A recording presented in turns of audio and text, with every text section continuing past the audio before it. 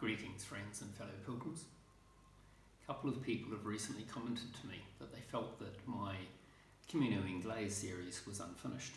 They were, of course, absolutely correct. I had always intended to do a follow-up, aftermath, exactly as per the title of this video. And I struggled, to be quite frank. I couldn't put things into words. I didn't have enough footage to do a decent exploration of Santiago, for example, and there were several reasons for that. I had the fortune to recently come across a post in the Camino forum, and I reached out to the young man concerned and asked if it would be okay with him if I quoted his post directly. These are his words, not mine, but they expressed to me exactly how I felt after this. Now, there are one or two things in his quote that aren't applicable to my situation. For example, he walked 3 weeks as opposed to my 5 days. But nonetheless, it's the meaning behind everything that is what I'm trying to express. So, Adonis from Spain, from Madrid, many thanks. Much appreciate you allowing me to use this. Camino Blues. When I finished my first long Camino, I wrote what I left you here today. I hope you find something that means something to you all, my Camino brothers. Excuse my English and accept my feelings. Yesterday, I finished El Camino de Santiago. Today is a day of rest and return. Today, I can get up anytime I want and enjoy Santiago to my liking. But customs are customs, and I wake up at 7. Of course, today I have a long breakfast, and after preparing my backpack for the plane for the last time, I go to Santiago and do some sightseeing. When stepping on the streets, pilgrims are already arriving at the plaza. I look at them with the now habitual face of camaraderie and complicity. I even greet them with the usual "Buen Camino," but it's not the same anymore. Today, I'm no longer an active pilgrim. I stress the word active because once a pilgrim, you are a pilgrim all your life. Now, I'm no more than an ordinary tourist, although worse dressed than many. For the first time since yesterday, I'm aware that my pilgrimage is over, and it hurts me.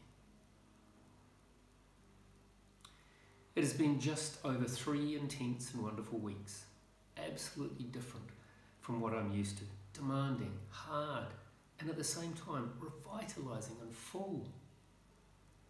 I've shared sweat, steps and efforts with people from different places, such as Korea, France, Switzerland, Italy, Germany, Alaska, even South Africa, occasionally even some Spanish.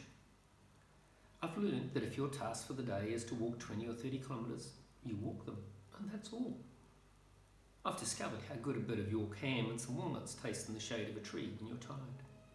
I've learned to endure and even enjoy the rain on your face and the mud that won't let you lift your feet. I've seen my shadow, companion on the way, always walking ahead of me from east to west, marking the way. I've experienced the best thing against foot pain is to keep walking. They don't hurt less, but you do get used to the pain.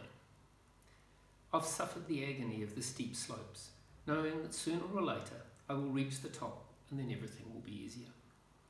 After the toughest climb, always comes something better.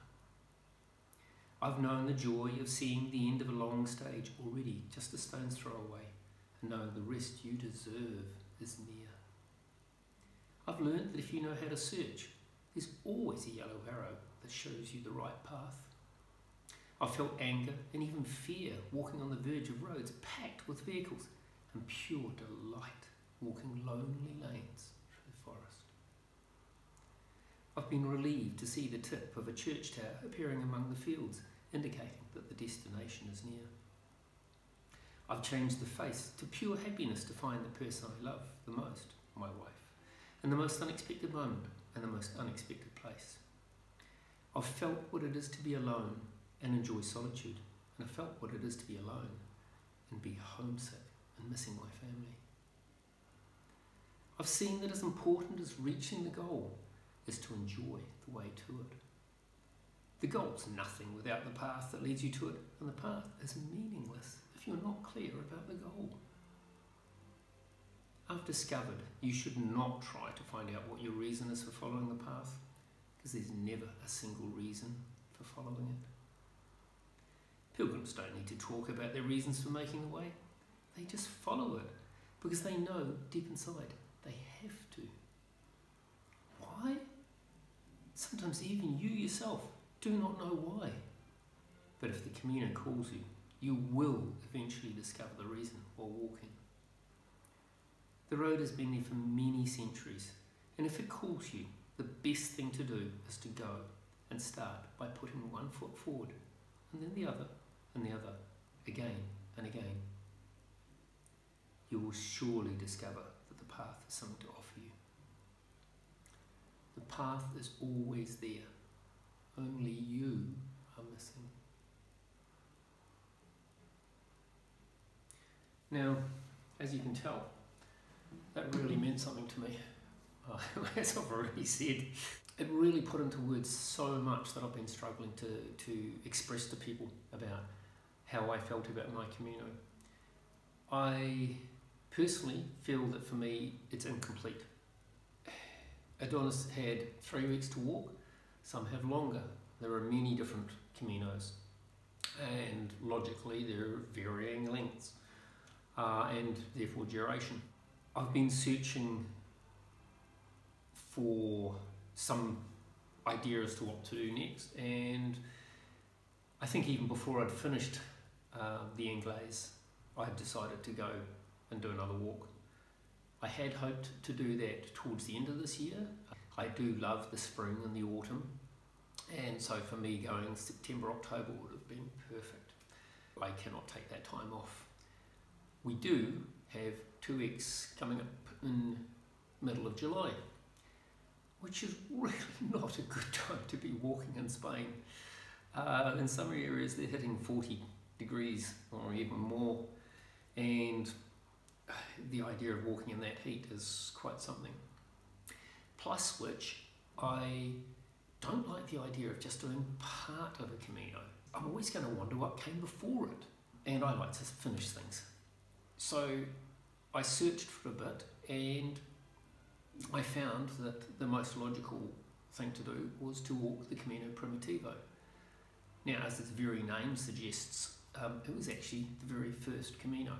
So it's been in existence for a very long time, and it's a little more strenuous than the Anglaise. I was following a completely different topic recently about the severity of the different Caminos, and the Anglaise is apparently number 3 or thereabouts. There are sections of others that, of course, that compare. In terms of rating, they rate the Anglaise as number 3. They rate the Norte as number 2, but the Norte is significantly longer. And the Primitivo, yeah, you guessed it, it's number 1. The good part is it's in the mountains, which is, of course, what makes it harder. But generally, the mountains are cooler, and hopefully, because I'm going in July, I'll miss most of the rain. Who knows? It may rain the entire time. It could be like a couple of years back where there were wildfires and I get evacuated and that's the end of it. You can get weather extremes as we are all experiencing right around the world. So I can but book, cross my fingers and hope. I got my new credential, so I'm getting pretty excited. My old shoes have done something like 700 kilometres now. My new shoes have just arrived. I just put on the first couple of Ks on them yesterday. Still got to go and get new orthotics for them. I struggle without on a long-term hike.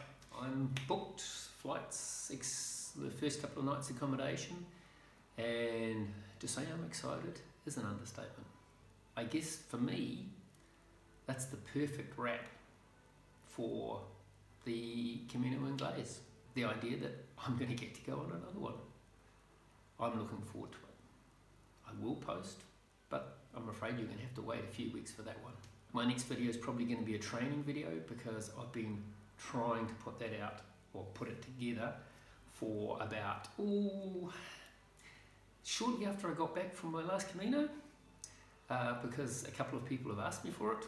So yeah, that will be coming. Most of it filmed, I just need to put it together.